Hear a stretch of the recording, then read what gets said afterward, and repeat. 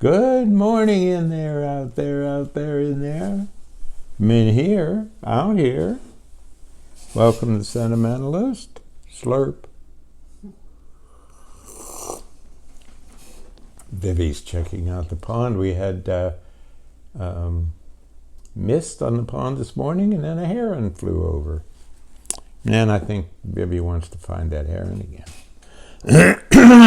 Excuse me, morning thing. Welcome to Sentimentalists. Hi, Mark, Mariana, Annie, who's up and about, and Dave James, after 10 weeks of radiation in Houston, is back. I don't know how you do that kind of thing. I whine because I have to go to physical therapy. Boy, do I whine. Well, it hurts, you know. Pain's a funny thing.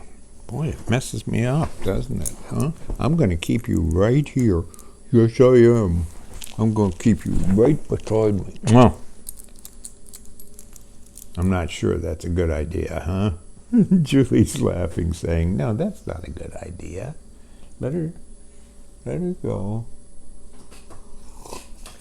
Vivian, don't you know how many people want to see you? Yeah, they don't want to see old me. No.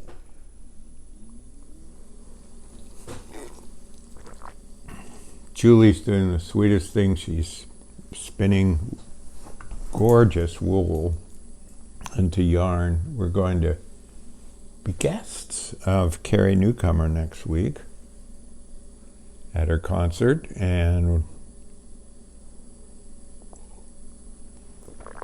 Julie wants to give her some yarn. Yeah. Well, I hope there wasn't frost last night like they predicted. Oh boy, I care about those. About all the people with the crops. Gee whiz. Julie was out walking Vivian this morning, and they were already hitting golf balls on the driving range next door. Bang, bang, bang into the woods here. Oh, let's set that down. It's green. Isn't this just the best? I just want to say stop. Hold it. Stop. Hold it. Just hold it for a while. And I know it keeps getting beautiful and blooming and all those good things, but oh, the green. Holy cow. And all the... Wish I knew how to say shades of green. Our artist daughter knows how to do that. Julie does too. I call it green. Yeah. Look at all the green. It's really easy being green. Yeah. We had a hilarious one the other day. Julie went off to work and left her phone behind. And I tried to call her. But then I realized she can call me later, I realized, because my phone rang and it was Julie, and she's like one of those, spy store TV shows, because she can talk into her phone. Can you do that? Do you have a... Here she goes. She's tapping her phone. It's probably going to electrocute me or something. I don't know. Watch. Oh. Did I say... I really said phone, didn't I? She called me on her phone because she forgot her phone here at home with her phone. It was her watch. Yeah. It's her watch. My glasses are fogged up. That's why I said phone. Yes. Boy, did I mess up last night. Jim Hansen, wonderful guy here in town, writes beautiful poems, and he set up an open mic poetry reading at the library for everybody. And I went at 7:30 to take part. And the sign on front said 6:30. Oops. but it's pretty embarrassing. Ooh, boy, I don't like to mess up like that. Jeez.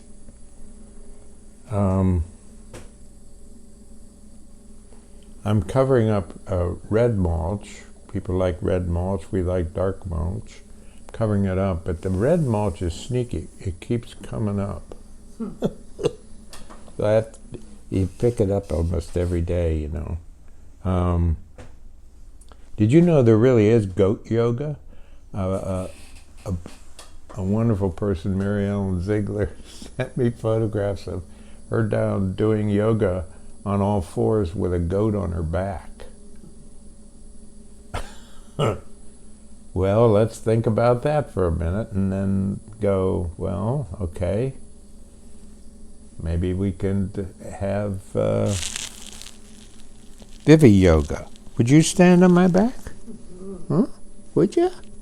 Would you stand on my back? I'll bet you would. I have to show you this.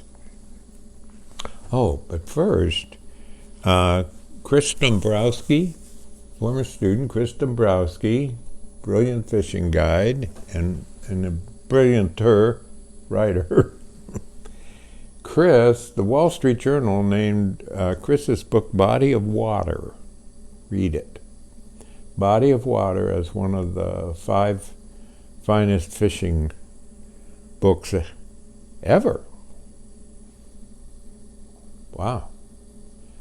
And isn't that wonderful? Big write-up in the Wall Street Journal. And yesterday in the New York Times, an article about Hope grad that I didn't get to have in class, actually, Emily Hunt.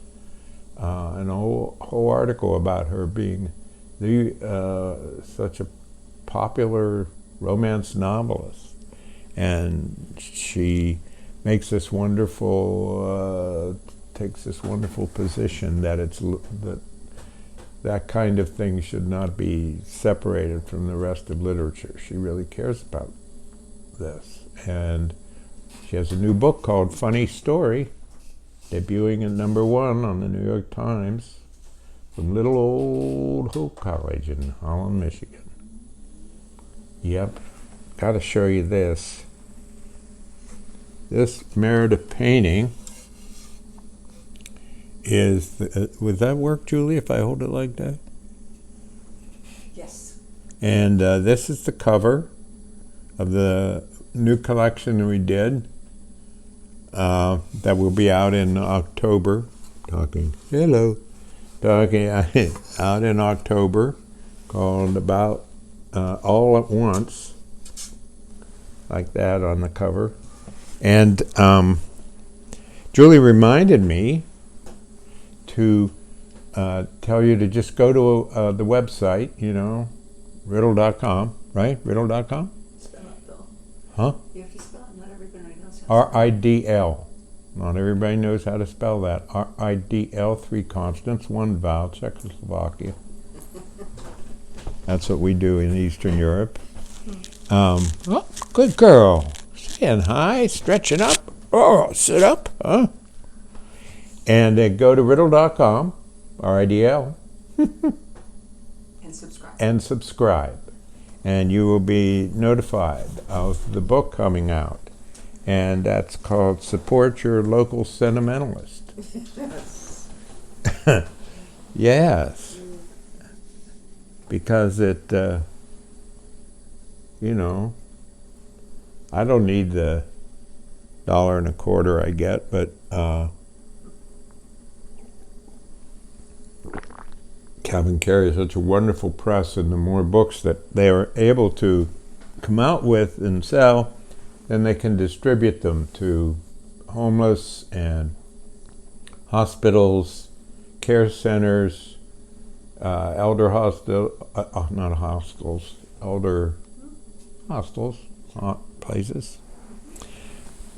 Meredith put 1, 2, 3, 4, 5, 6 circles on a piece of paper and asked Julie and me to make birds out of them. These are Julie's. And doesn't that just make you smile? That's almost like green. It just makes you smile. Look at this little guy squatting in yoga. This one's chasing this one.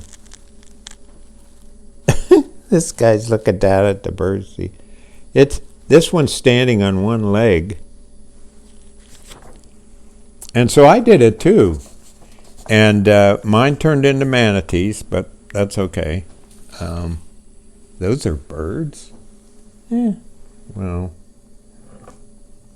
Do you remember the first thing you bought with your own money?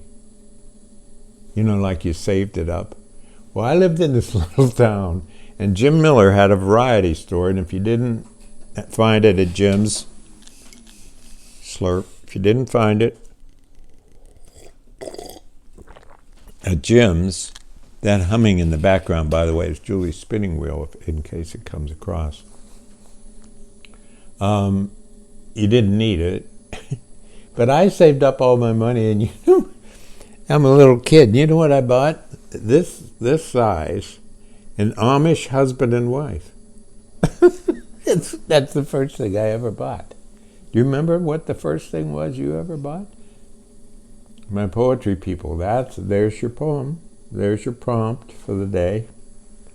The other thing I was telling some people, and I think I've mentioned it on here before, I was telling some people the other day, you know how you often, I don't know why you use that word, people. I don't know, what does that mean? That's like saying aardvarks or something. But anyway, there are those who say, boy, you could make more money if. And in my little town, I don't remember, that doesn't mean it didn't happen, but I don't remember ever hearing that phrase, you could make more money. The phrase that I grew up on, there were two. We're saving up for a vacation, that was one, and it pays the bills, that was the other one. Because the whole town was mom and pop stores. There weren't any, chain or whatever stores allowed in the town. I mean, it was an ordinance.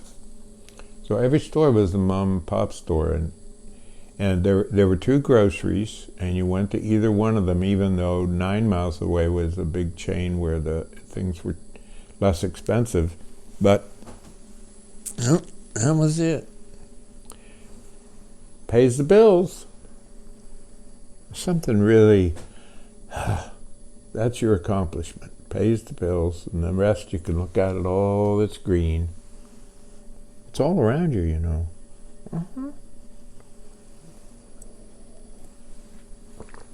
Yep, it's all around us. And Markiskus is coming over today to visit. I think that's really nice. And we're having dinner with some friends tonight. And you see, these are the things. Oh, and this weekend we're heading down to Nine Knives and Forks, or what is it, Three Oaks or something like that. Anyway, where former student again. See, the great thing about being a teacher is everything becomes a gift at a certain point. You quit worrying about whether you're any good as a teacher because every student's different, so you just try to teach whatever's best for them. But then they become gifts. They're all gifts. They don't even know it.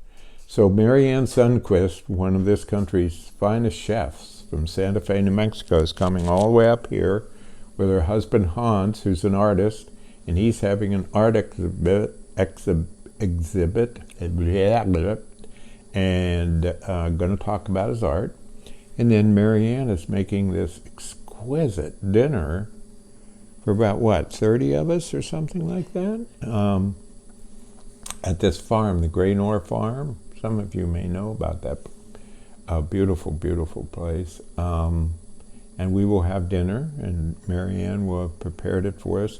And what's interesting, her husband being an artist, but if you look at any plate, you can't really eat it because it's too beautiful.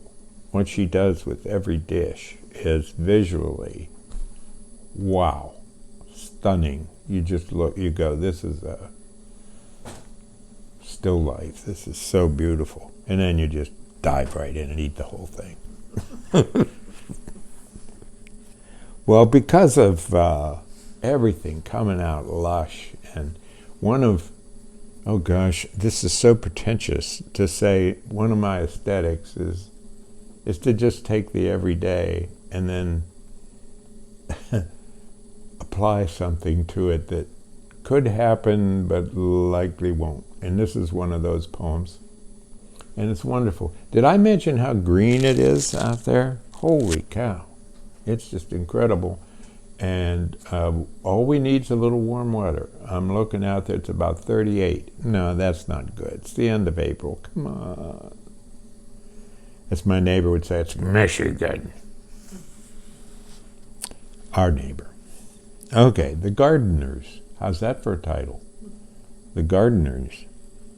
In the spring, she drops the seeds. He covers them. He digs up the weeds. She cuts the flowers. She takes the blooms and puts them in every room. They soar, red from the tables, sprout yellow from the shelves, hang purple from the ceiling, blue from the edges of lampshades. Clusters of flowers sit in tiny pots on every windowsill, in open cupboards, behind the sink. He stands beside her as she tosses all the wilted leaves into a rusty bucket.